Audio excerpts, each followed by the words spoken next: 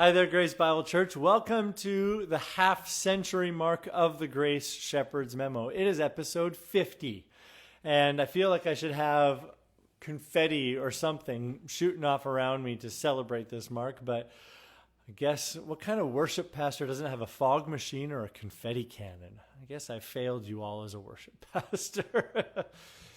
Well, yesterday, I'm kind of changing the subject. Many of us woke up to the bittersweet news that apologist and speaker Ravi Zacharias had passed away.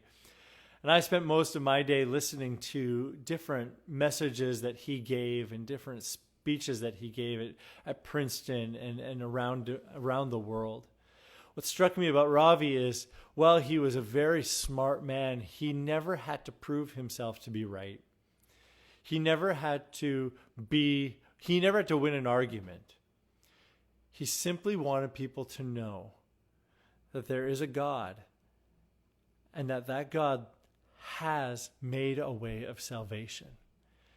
And he did it with such tender love and compassion for the lost. May we have that same love and compassion for the lost. What a great example. And I'm sure as he opened his eyes to his Savior, he heard those wonderful words, "Well done, my good and faithful servant."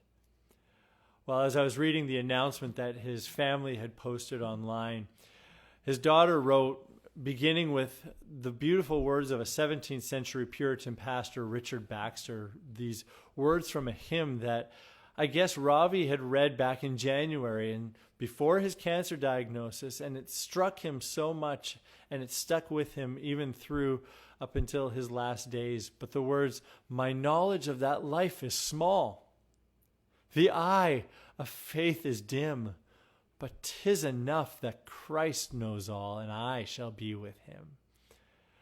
What I love about the hymns that we sing is they don't just give us hope for today, but they also look forward to tomorrow.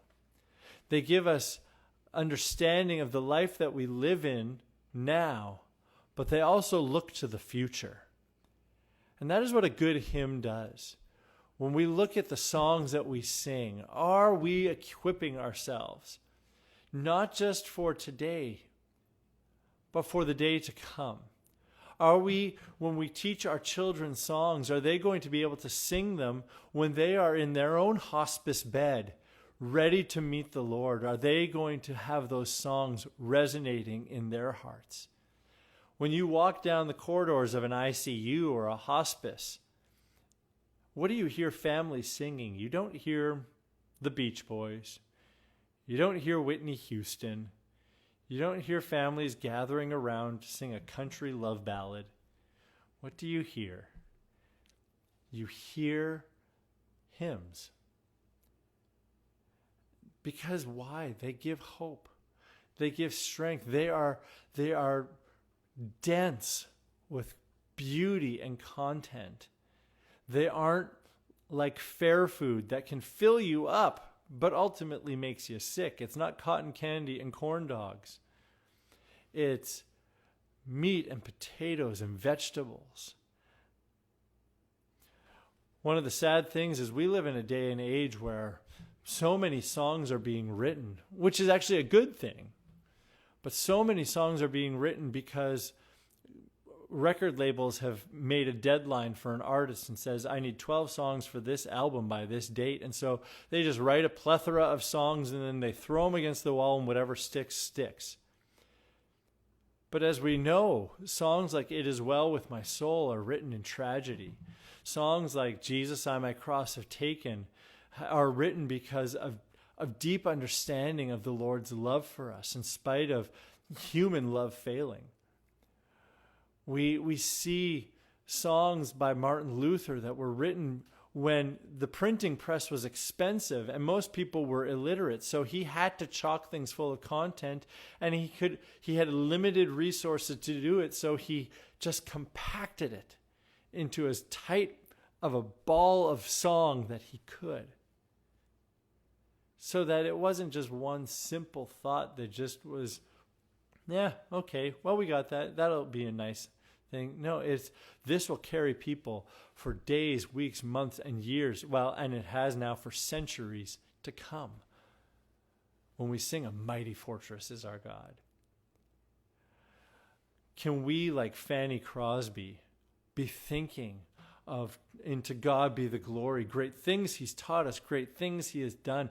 Great our rejoicing through Jesus the Son, but purer and higher and greater will be our wonder and our victory when Jesus we see. What songs are you learning today? What songs are you filling your home with that will guide you into that day when you will stand ready to meet your Maker?